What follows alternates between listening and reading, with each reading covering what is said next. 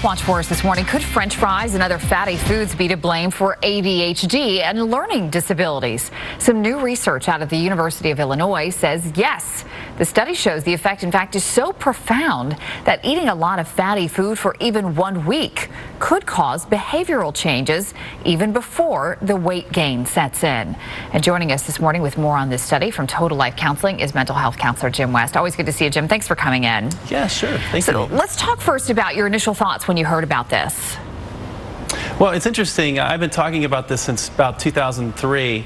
Unburned carbohydrates is the enemy. We eat a lot of sugar. We eat cereals, bagels, pancakes, waffles in the morning, and we send our kids to school, and they just sit, and those unburned carbs turns to sugar.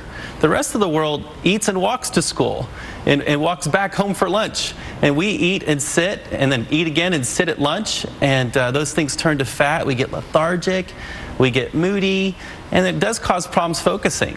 Well, and the study does seem to make sense, because when you think about how much higher the range of ADHD has been in our kids over recent years, and then you take into account the types of foods they're eating, the two almost seem to go together. Are you seeing a lot of this in your practice?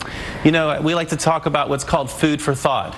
Basically, what we eat affects how we think and how we feel. So yeah, we see it all the time. I talk to almost all of my clients about food for thought and what's in our tank. Our stomach is our fuel tank. And when we eat carbs, it lasts about 30 minutes and then it's gone. And then there's nothing in their tank until lunchtime. So it's so important to eat high, increase the protein to carbohydrate ratio so they have food in their stomach until the next meal.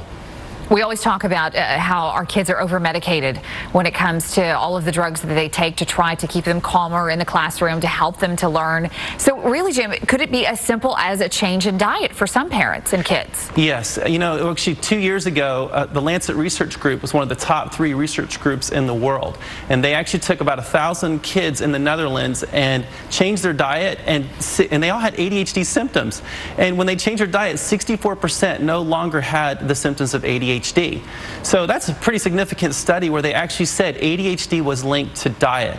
That still leaves the last 36% that still had focus issues, and those are the kids that have some of those ADHD symptoms. And Jim, you had a video there that you wanted to share, or a DVD, sure, to talk a little bit about. What is this DVD about, and what kind of advice do you have for our viewers there? Yeah, this DVD is basically stress less with alternatives to medication for ADHD, anxiety, mood disorders, as well as depression. And so in the same study that we're citing here from the University of Illinois, they basically talk about how it's not just ADHD, but also anxiety and behavioral problems with high-fat diets.